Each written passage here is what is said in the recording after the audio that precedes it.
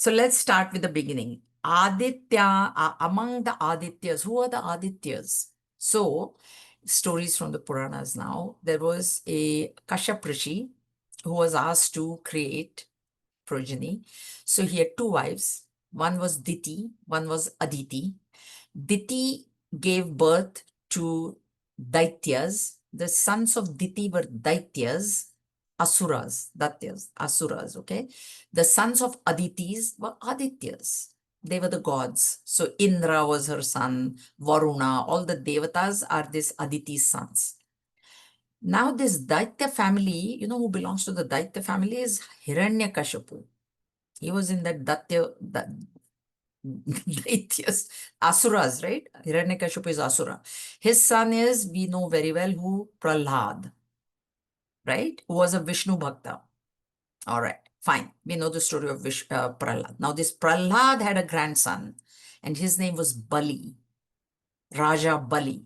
Raja Bali was a very, very powerful king, but he was a Daitya. So he was opposed to the Adityas. There is always this gods and demons, okay? Asuras and Suras. Asura is Asusu Ramante iti Asura. Rakshasa should not be understood as some ugly demon, fight. Not like that. He can be very handsome. But one who is very much identified with the body, Asusu is pranas. So Asusu Ramante iti Asura. So the one who is pranas is what is maintaining the body. That because of the pranas we are living. So one who is very much identified with the body is an asura. And sura is one who is not. So Indra, Varuna, all these devatas, they belong to this suras. So they are the Adityas. There are 12 Adityas. We'll talk about that as well a little later. Anyway, so these Adityas, they had heaven. Indra is the king of the heavens, right? So heaven is their place, except Raja Bali was so powerful that he went and captured the heaven. Now these Adityas became homeless. Now what will the mother do? My children are homeless. She goes to Bhagwan Vishnu. My children are homeless. Raja Bali has taken the home away. Now what can Vishnu do? That Bali is also my child only. He's grandson of my greatest Bhakta Prahlad. He's the grandson of my greatest Bhakta. You are also crying. I have to help you also. So Bhagwan says, I have to do some administrative adjustments. And to do I cannot have a war with him. I cannot go to war with Raja Bali, who is the grandson of my greatest devotee. He's the grandson of Prahlad. I cannot go to war. But I can do something else. For that, I have to take birth in your womb. I'll take birth as your son, he says. And who is born? Vaman Bhagwan is born. Who is Vaman Bhagwan? He's a cute dwarf. Very, very cute. Extremely cute dwarf. He's born. Now what happened is, now he is the brother of Indra, all the Daityas. Now he's the brother. Now as a brother, he needs to help them. Na? He needs to help them as a brother. Okay. So now what is happening is this Raja Bali does a yajna. He's now become very arrogant also, right? Because now he conquered the gods. He conquered heaven. Heaven is under his charge. Earth is under his charge. He was very powerful. So he does a yajna, and in the yajna, the kings, Kshatriya kings were always, they were the givers. Na? They always gave wealth, whatever. So he was very arrogant also. He said, whoever asks for anything will be given anything. And now this cute little Batu comes. It's very cute. Vaman Bhagwan, if you see, is very, very cute. One side story I will tell you. It's interesting to tell stories. So Bali had a daughter. Okay. When she looked at that little, like cute little dwarf standing there, she had this extreme desire to breastfeed him. She's a woman, right? And see, all desires, Bhagwan knows what is happening. So Bhagwan says, Tathastu. He says, Tathastu. Okay. Okay, so let's come to the main story. I'll tell you what happens to this one. This is the thought when she saw. Now what happens is Raja Bali saying, ask whatever you want, you ask. So this little Batu says, I want 3 steps in your kingdom. Now, how much step? It's only this much foot it must, not even this much, I don't think so. Little, this 3, Shukracharya, who is the guru of the Daityas, Shukracharya comes to know this is trick. This is Bhagavan Vishnu playing a trick. He tells Raja Bali, don't, say no, say no. Raja Bali, by that time, when they used to give things, they would pour water in their right palm. And when they drop the water, they'll say tata. They'll say, okay, given, right? Now he has already poured the water into his arm. And he was very famous he was very generous. Especially this was the yajna. So anybody who asked for anything, he had the arrogance. I'm the king. I can give anything that anybody wants. So that arrogance was there. Now he has taken water in his palm. Now Shukracharya is telling him, don't pour that water. Don't. Once he pours means he gave. He says, no, I have already done it. And he has asked, and what 3 little feet he will ask, what's the big deal? And he pours the water and Bhagwan becomes giant. Total full giant. 1 whole foot on the entire earth. 2nd whole foot on heaven. And at that time, Brahmaji, they all come, they say, oh my God, this is Bhagwan's foot, wash it. They do Padako Puja, and that is what Gangaji is. That water that was washed came down and became Gangaji. And then Vaman Bhagwan says, where should I put my 3rd foot? Because earth is yours, heaven is yours. I've asked for 3 steps. Where should I put the 3rd step? And Raja Bali says, put it on my head. Because he has to complete. See, that is the arrogance of the Kshatriya king, that has to come. Otherwise, the boon is given halfway he gave. No, 2 steps he gave. What happens to the 3rd step? Just put it on my head. So Bhagwan puts it on his head and pushes him into Patal. Patal is the lowest rung of the hells. Because Bhagwan's giant, imagine, he goes down. But Bhagwan is so compassionate that Bhagwan doesn't forget that he's the grandchild of my greatest devotee. So in hell, Bhagwan says, I will be your bodyguard. And Bhagwan protects him in hell throughout the term. But that Vaman Bhagwan is Vishnu. So here what Bhagwan is saying, when you listen to this story, you must come to Vishnu. That's why he says, in the Adityas, I am Vishnu, because Vishnu took birth as Vaman Bhagwan. Because the mother Aditi went to him saying, my children are without a home. They're homeless. And because he took this Vishnu, when he says, I am Vishnu, he's referring to that Vaman Bhagwan. Okay. Now, the other side story is when she felt, Bhagwan said, Tathastu. So in Krishna Avatara, she comes as Putana. That is her rebirth, Putana. And she comes and she feeds the baby, Krishna. So her wish is fulfilled. That's what she wished. That's why we have to be very careful what we wish for is fulfilled. But he gives her liberation by she dies at his hands. Okay, so that's why here he says, among the Adityas, I am Vishnu. Okay, see, this 33 crores of gods and people, Westerners, they say, oh, you've got so many crores. Koti, it is 33 koti, it is said in Sanskrit. Koti doesn't mean crore. Koti means species, type. So there are 33 types of gods. And those 33 types are 12 Adityas, 11 Rudras, 2 Ashwini Kumaras. So 12 and 11 is what? 12, 22, 23. Then 25. Rudras are 8. So that becomes, how much does it become? What the count is, okay, there is 12 Rudras. No, 12 Adityas, 11 Rudras, 2 Ashwini Kumaras. So how much does that come to?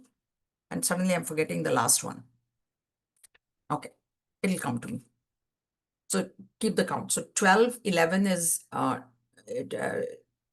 23 and 8 is 31. Yeah, right, 31 and 2 Ashwini Kumaras. Correct. Count is correct. So that is 33. That's why we must understand this when Westerners say to us that you have thousands and crores of gods. No, that is not crores. It is type.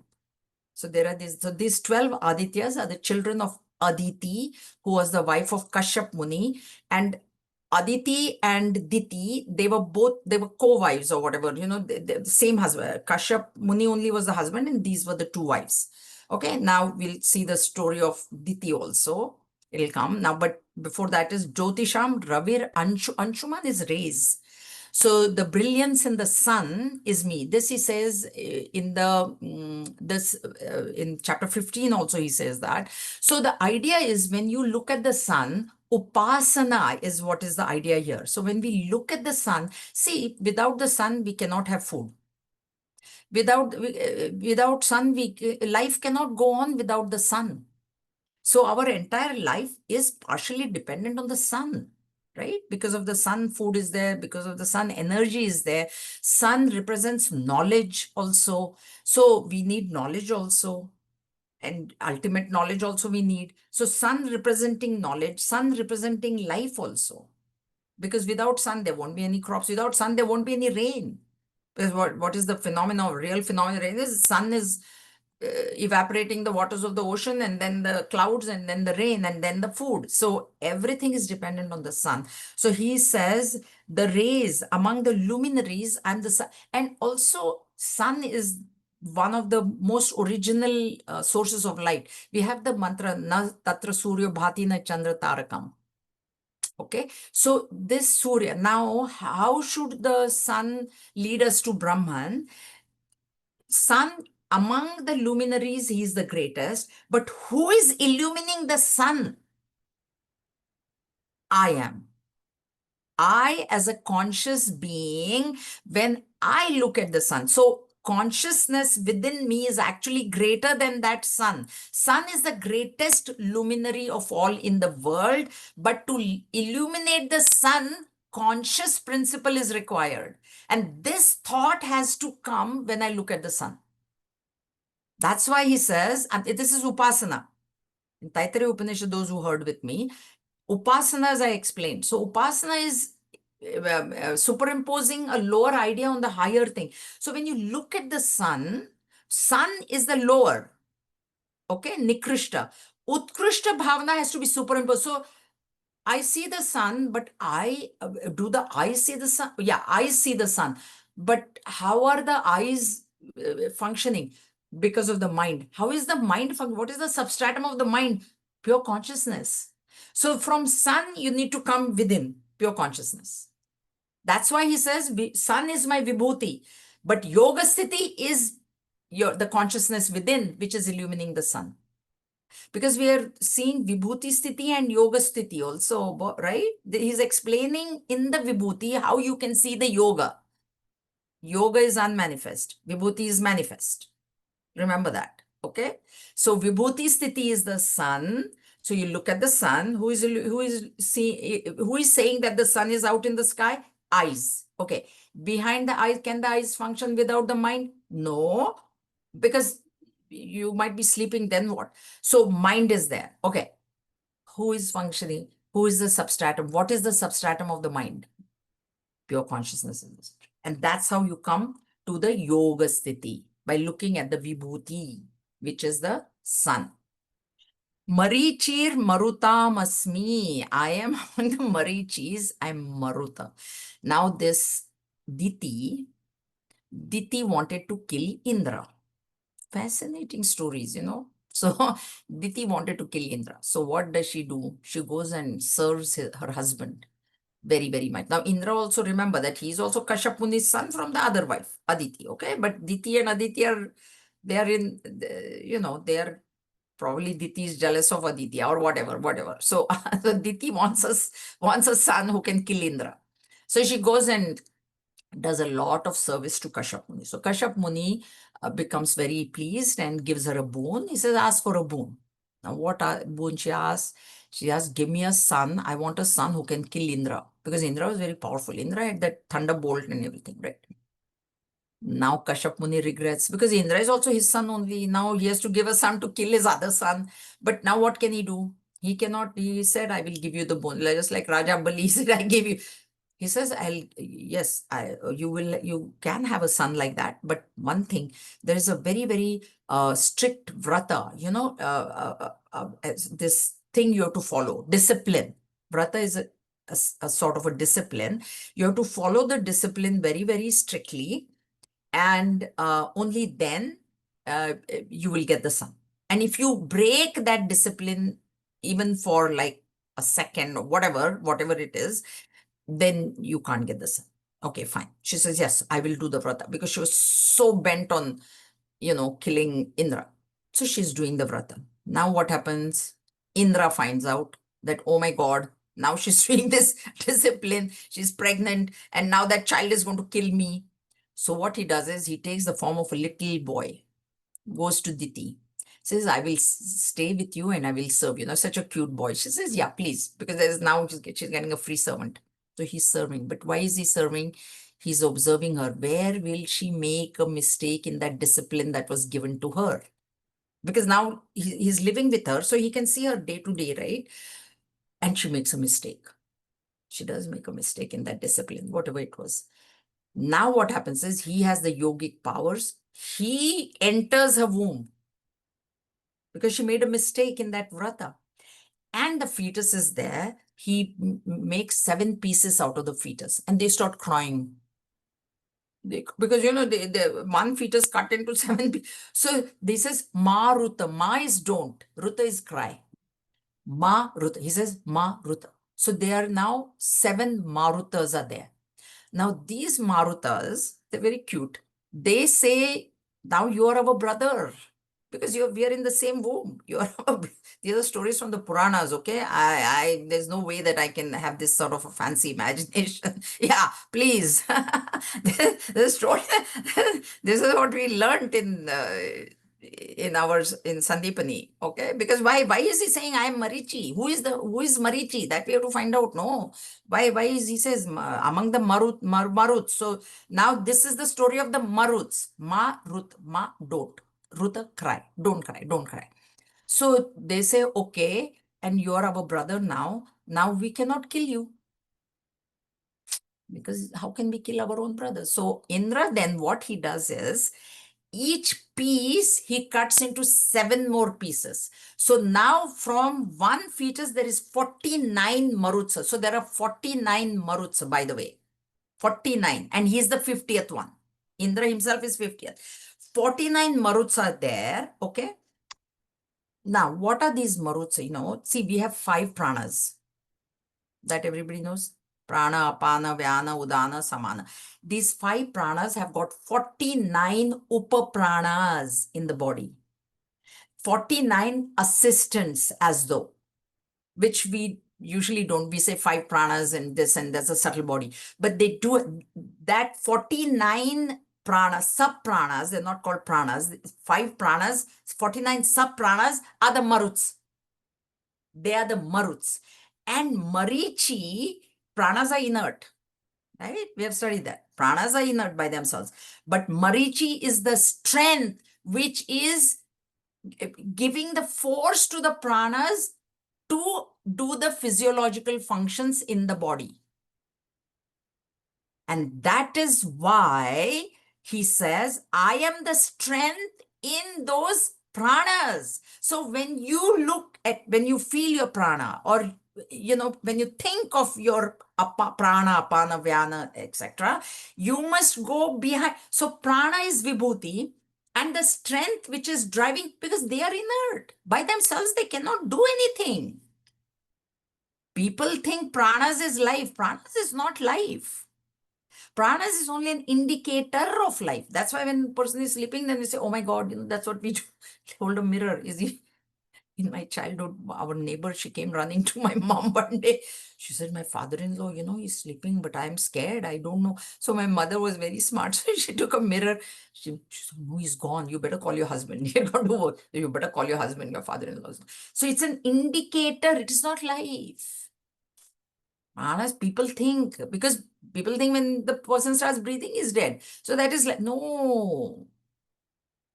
Behind the pranas is Marichi, who is the strength. That's why Bhagavan is saying, that is my yoga sthiti, the strength behind the pranas. Pranas is vibhuti. Because pranas can be seen, can be felt, can be heard. Stomach growls when I'm hungry. Pranas can be heard also, right? So this is why he says Marichi Nam Maruta, among the Maruts, and in due course Diti gives gives birth to 50 children, and those 49 of them, they say Indra is our brother and we are not going to touch him. We are not going to hurt him because he was in the womb with us. So this is the story. Okay. Nakshatranam aham shashi, moon. I am the moon. Now, moon does not have light of its own. We know that, right? So it is shining in the light of the sun. But moon also, we see this in chapter 15, it will come. See, the seeds, unless they are exposed to moonlight, they don't become as nutritious. This is the agriculture information, okay? So generally the farmers, they will, when they have the seeds, they will expose them on purpose to this moonlight. And in chapter 15, Bhagavan says, I am the one that is giving nutrition to those seeds through the moon. In the rays of the moon, he says, I am in the rays of the moon, and because of me, that seed is becoming nutritious, more potent, whatever. And then the seeds are planted, and then the crops come. And therefore, again, life is dependent on the crops. We are dependent on the crops. So he says that Shashi, and now Shashi doesn't have light of its own. But when you see the moon, what we need, the yoga sthiti, we should think these rays are what is giving nutrition to the seeds, and those seeds are giving crops, and that crops is giving me energy to function in the world. And then that becomes the yoga sthiti, and moon is the vibhuti sthiti. So when you look at the moon, this thought should come. When you look at the sun, that thought should come. When you look at the pranas, then you should know that the strength behind the pranas is Bhagwan. When you look at Vaman Bhagwan, because Vishnu doesn't directly mean Vishnu, Bhagwan Vishnu here. Vishnu means Vaman Bhagwan. So when you hear the story of Vaman, the Vaman avatar, because there is a Vaman, out of the 10 avatars that Bhagwan has taken, Vaman is one of the avatars, right? We know that. Everybody knows the hierarchy of the avatars. Avatars started with like fish, then moved on to turtle, boar, half man, half animal, Narsimha avatar, then Batu, Vaman, then Purna avatar, Sri Ram, then Sri Krishna, and finally will come is Kalki, who will be a man on the white horse. That's what it said. That's the last avatar of Bhagavan Vishnu. So that's why here Vishnu means Vaman Bhagwan. So when you listen to that story, this is what, if you look at the ray, sun, then the rays, that is the yoga sthiti. Marichi, among the Marutsa, among the 49 Upapranas and 5 pranas, the strength behind the pranas is me, that is my yoga sthiti. Pranas is the vibhuti sthiti, and Shashi, moon, is the vibhuti, and the rays are yoga sthiti. Okay? Okay? Marichi means strength, common strength. So the common strength behind all of them. Next, 22. Vedanam samvedosmi, devanamasmi vasavaha, indriyanam manaschasmi, bhutanamasmi chetana. Veda, among the 4 Vedas, we know, among the Vedas, I am the Samaveda. I am Vasava among the gods. Among the senses, I am mind. And I am the intelligence among living beings. Okay, so you know this Koti I told you, 33, 11 Rudras, 12 Adityas, 8 Vasus. What did I say 8 was? 8 Vasus and 2 Ashwini Kumars. That is the break. Okay. So among the Vedas, we know Vedas, we have talked about that very much. Vedas are not man-made, man-written. They are the breath of the gods. They are the mantras that have come to the minds of rishis in their higher states of meditation. And therefore, if anything is man-made, it is prone to mistakes because man is not, mortal is not perfect. So whatever he writes, she writes, there could be a mistake. And therefore, because Vedas are not man-made, they are flawless. They're totally flawless. And therefore, Upanishadic mantras, we see like Bhagavad Gita, there's a perfect meter. If a man does it, he will put a perfect meter there. But this is not man-made, so the perfect meter is not there. That's why we see in some of the Upanishads we cannot chant. We have to just sort of do prose. That is the reason. Okay. Now there are four Vedas: Rig, Yajur, Sama, and Atharva Veda. Now Sama Veda, as we know, is Giti Pradhan. It is called Giti Pradhan. Rig Veda, see, Bhagwan Ved Vyasa did the compilation. Okay, the mantras were already there. It was like it's called as a mantra rashi. It's an ocean of mantras.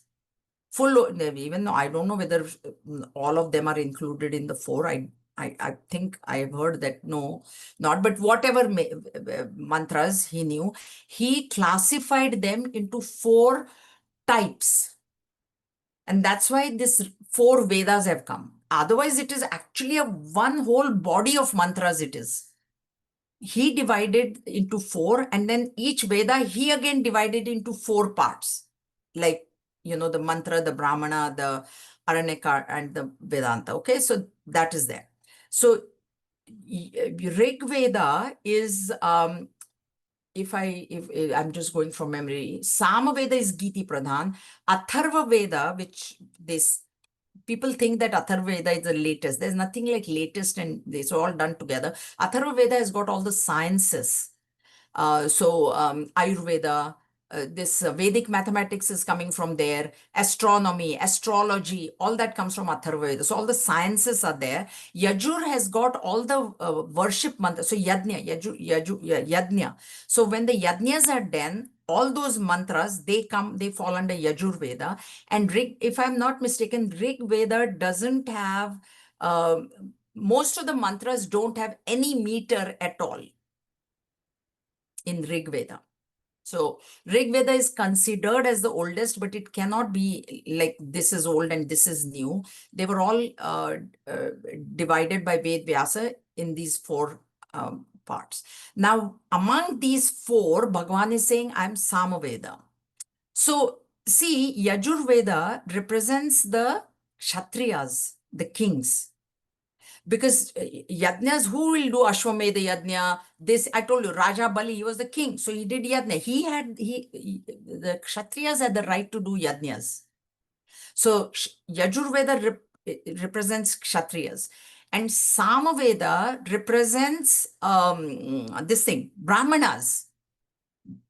Because mantras can be sung. Atharva Veda represents Vaishyas. Because sciences, right? So they will learn astronomy, they will learn astrology. Then what they will do? They will use it for their own making money, right? So that is Vaishya. So that's why Samaveda also, because Samaveda, the mantras are Giti Pradhan, they can be sung. When do we sing? When we are happy, na? Then we suddenly some song we'll sing, right? We never sing. Only in Hindi movies they sing when they're sad. So there are sad songs. But real life, do we sing? If I'm sad and I'm crying, if I heard some bad news, because dukh bhare din aaye re din. No, that is only in movies. I only sing when I'm happy, when I feel happy, when something nice comes, then I feel like.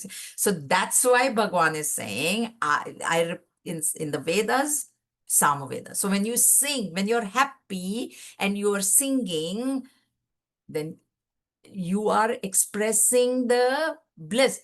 Happiness is coming from where? From within. I think I assign it to the lottery that I won, or to the child that I got, or to whatever house that I got, or new car that I have assigned it to the cup of tea. But happiness is actually coming from inside alone. It is coming from that source of bliss. So that's why he's saying, I am Samaveda. So when you sing anything, you must know that I think that this happiness is from outside, but no. Inside, everybody remembers the phenomena of happiness. How many of you remember? What is the phenomena of happiness? What happens when you feel happy? Happiness, see, if I were to take Gurudev's example, tea. I'm used to, or this one South Indian and one North Indian, they were staying in the same hotel in this is good, in next door room. So of course, North Indian ordered lassi for tomorrow morning, and South Indian ordered a coffee for tomorrow morning. Now what happened was the waiter mistook, so he sent the coffee to North India and lassi to South India. Now what happened? Both agitated. Both agitated because that's not what I ordered. They complained. So now they reversed. So now the coffee came. Now what happened was the South Indian, the one person was so much used to drinking coffee in the morning that he was getting agitated that his coffee had not come. Okay. So now when the coffee came, he felt very happy. Now what he did was he assigned that happiness to the coffee. Oh, because the coffee came. Because I was unhappy when the lassi came, but now I'm happy. Now he has assigned it to the coffee. But what has actually happened is the mind which was agitated because the coffee was not there, it quietened when he drank the coffee. When the mind quietened, the happiness from within came forward. This people don't understand. Same thing happened with the other guy. When there was coffee, he was unhappy. He was agitated. Now came the lassi. Now he suddenly his mind quietened inside. But 99% do 90, I don't know, majority of us do not understand that. And we say, because I got the coffee, because I got the lassi, I am happy. So happiness is within. So when I sing, and I sing because, oh, something nice has happened in my life, and I'm singing and I'm saying it is because of that that I'm happy and I'm singing. He says, remember that happiness is coming from inside. That is my yoga sthiti.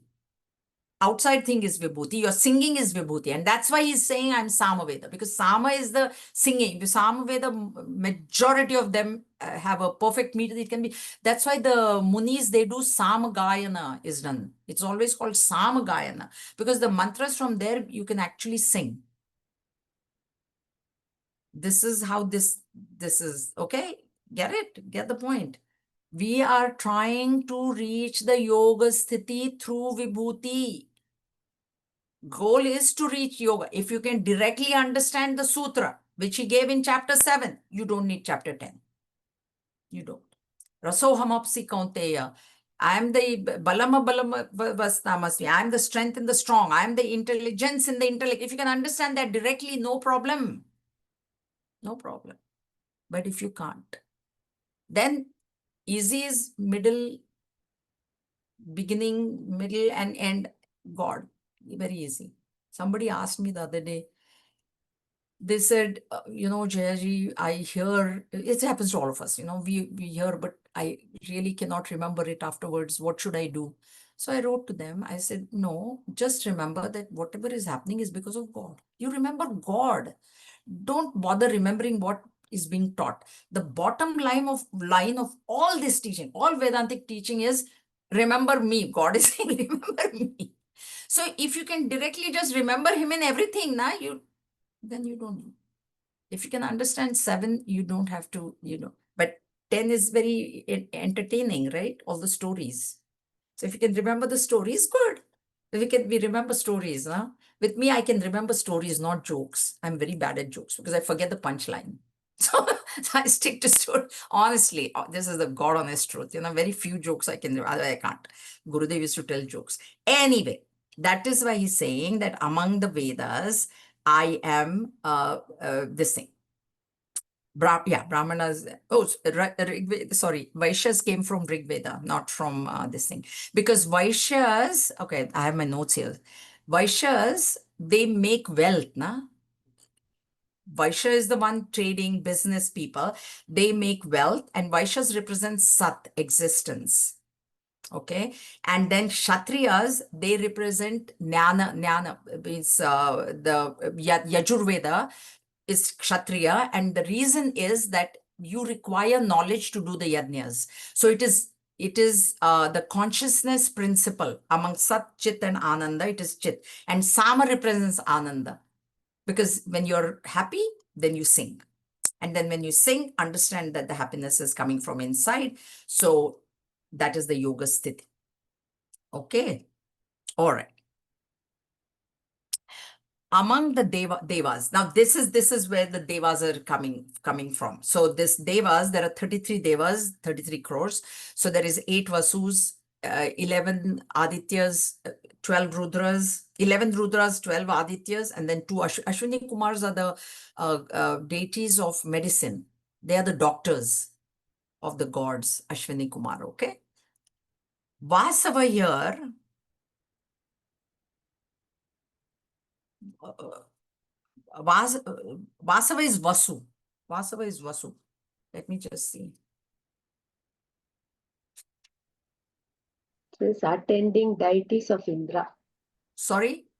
Attending deities of Indra is Vasus. Vasu is deity for, yeah, no, Vasava here, there is something different here. 1 minute. Okay, Vasava. Vasava is Indra. Vasava is Indra, sorry. Vasava is not to be taken as the snake. No, sorry. So Vasava is Indra. So among the deities, I am Indra because Indra is the god of the heavens. He's the king of the heavens.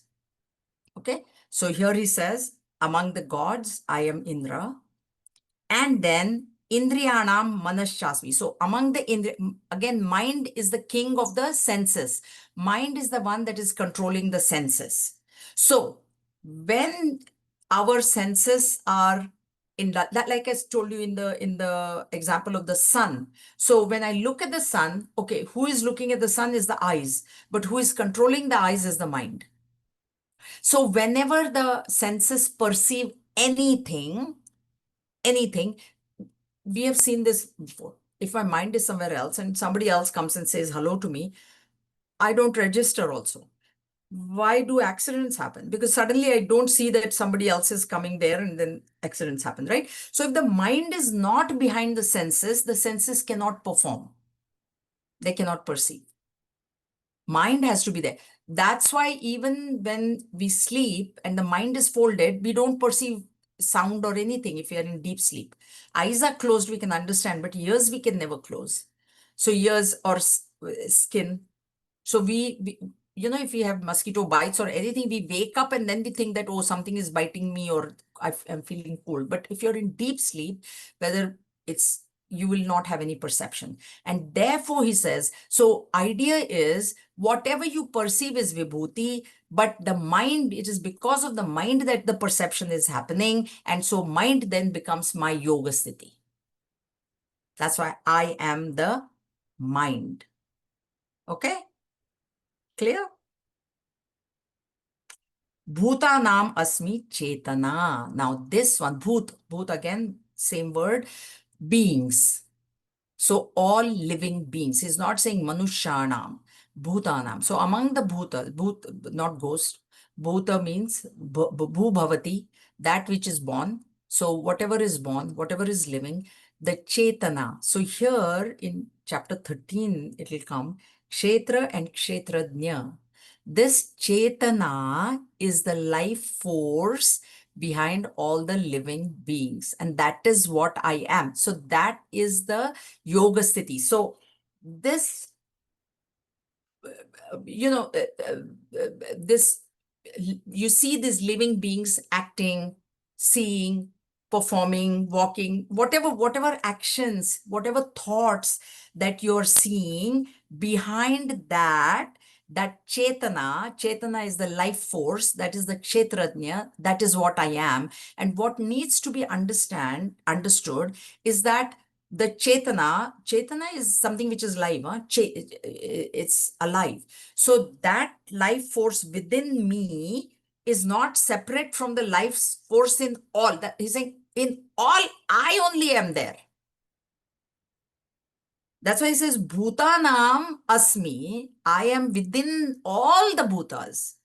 I am the Chetana. So that means there is only one. That's why when we study Kshetrajna Yoga, Kshetra is many. The field is many, but the knower of the field is only one. I must not think that this body is my field. I can understand the body is the field. Okay, I am the knower of the field, and that I is separate from the knower of another field.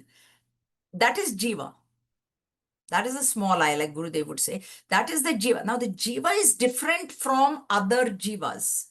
Okay, but Kshetrajna, when Bhagavan says there, and when he says Chetana over here, he's not referring to the Jiva. He's not saying I am the Jiva.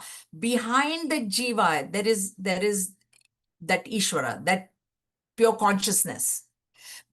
And if you go into Drigdrish Vivek and all, there's the reflection of Vedantic explanation. But here what he's saying is that Chetana, that is the same, because that is me. I only am Chetana in you and you and you and you and you, in the animals, in the reptiles, in the birds, in the trees.